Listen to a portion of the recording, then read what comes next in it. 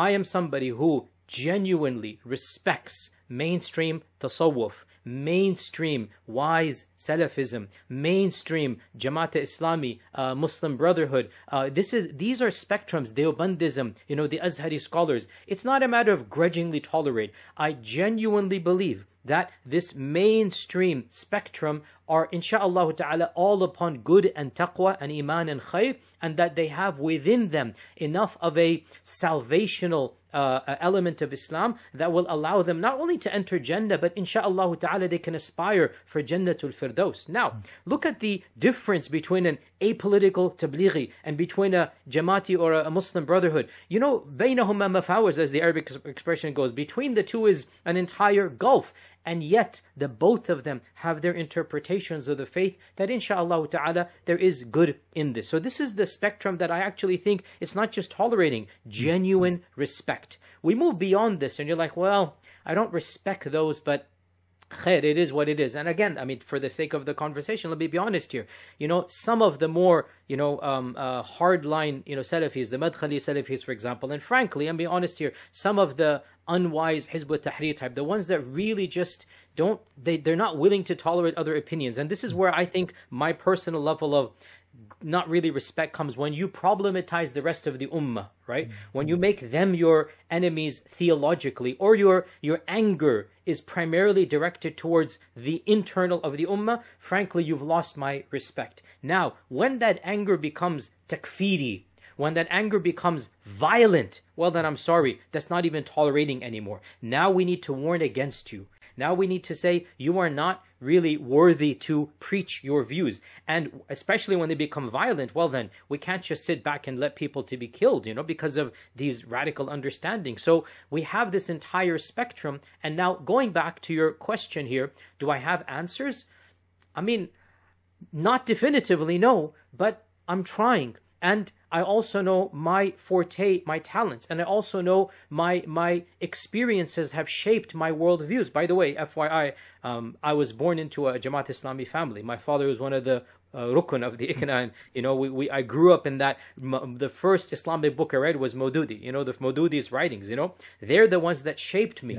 And I became more apolitical when I decided to become mainstream Salafi in the early 90s, if you remember that phase here, that took over. And then in the course of the last 15, 20 years, I've found my own voice, my own niche in all of this. So we are all products of multiple facets of existence. Our childhood shape us, our experiences shape us. We should be broad-minded enough to, insha'Allah ta'ala, appreciate a level of diversity. But to answer your question, who can arrogate to themselves, I have achieved the solution? Who can have that level of kibr to say, this is the only way forward? A'udhu billah. On the contrary, I am trying, and I know you are trying, and I know many other people are trying to reach the haqq, but it is only Allah that is al-haqq, and we strive to be on the path to al-haqq. Thank you very much for that answer. Can I just quickly follow up on that? You Sure. have expressed a number of political views, and you have the right, as you quite rightly said, everyone has a right to express their views and to explain their perspectives to Muslims. How important do you feel it is for you to seek advice from, or do you seek advice from, say, political scientists when formulating a position, for example, on Muslim political participation, or on the big themes, or the grand themes of the caliphate, for example? So I am somebody who engages with a lot of people. I have a lot of people on my WhatsApp. I love to, people who know me know this, there's voice messages go back and forth on multiple topics. And there are a group of people that I do talk to my ideas and get their ideas from. Few of them are far more experienced. My expertise is not political science. I've never claimed it is. So yes, there are some people, but at the same time, because I don't constantly talk about these issues, they're not something that I'm constantly engaged with.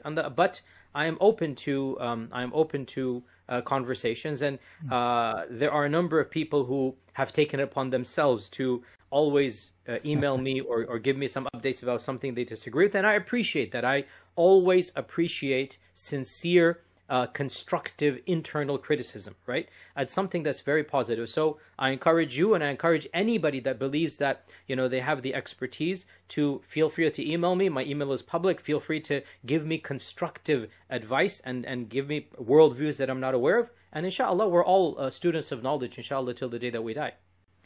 Now, where do you stand on the fundamental question I raised in my introduction? Is Islam political? And if so, what does this mean? Define political, right? That's where okay, look, let's cut the polemics of what we all understand what you mean by political. We understand in your worldview, you're intending, or you're wanting to ask, should Islamic laws be paramount in a society? And should a country or a region be ruled by the laws of Islam?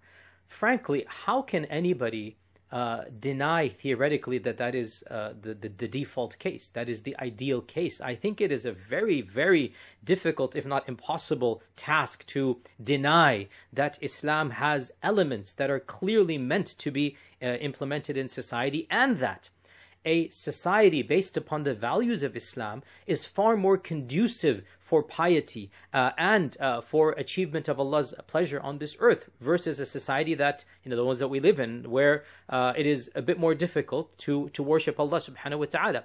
So theoretically, of course, I think everybody would say yes, but the devil is in the details, as the saying goes.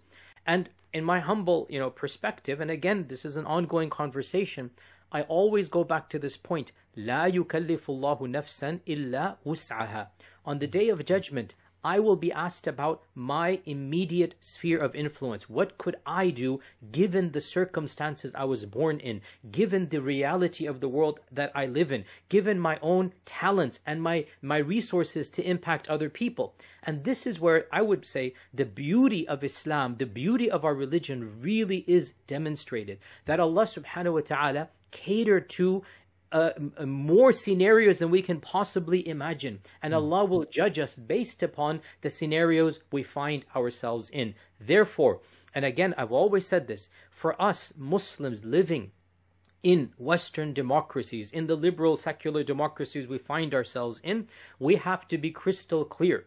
We do not have the luxury, we don't have the Machiavellian reality of pretending to espouse one thing when we secretly espouse another. We don't believe this. What we preach is what we believe, and what we believe is what we will preach. And I have been very public. It is not a part of the goals of our Sharia that us who are living as minorities in Western lands, that we aim to overthrow the systems that we live under, and we aim to supplant the systems, the government, with alternative versions. That is political suicide, and it will be religious suicide for us. On the contrary, we aim to preserve our rights to worship Allah subhanahu wa ta'ala. Now, we can aspire theoretically. We hope the world embraces Islam. We hope our lands embrace Islam and implement the Sharia of Allah. Yes, and I'll publicly say this. We hope this as a religious aspiration. But are we aiming? Are we strategizing? I mean, I think after the last 15 years, we understand almost all movements have toned down. And I mean, when I was growing up, by the way, that was not the case. In the 80s, as you know, I grew up in the Jamaat background, the Muslim Brotherhood background and whatnot, and Hizb ut-Tahrir were at their pinnacle, I would say, in the late 80s when I was a teenager. The type of rhetoric we would hear in masjids would probably have you sent to Guantanamo in our times, right? I can't repeat some of this stuff because it would get me into trouble to simply repeat what I used to hear in khutbahs back in the 80s and early 90s. So we've matured. We had these naive, idealistic slogans, and we were punched in the gut post 9/11. And we were made to realize that we need to have very precise, clear goals while we're living here. So, is Islam political by nature? And I know what you mean, so I'm not going to say, what do you mean by political? Theoretically, ideally, yes, it is.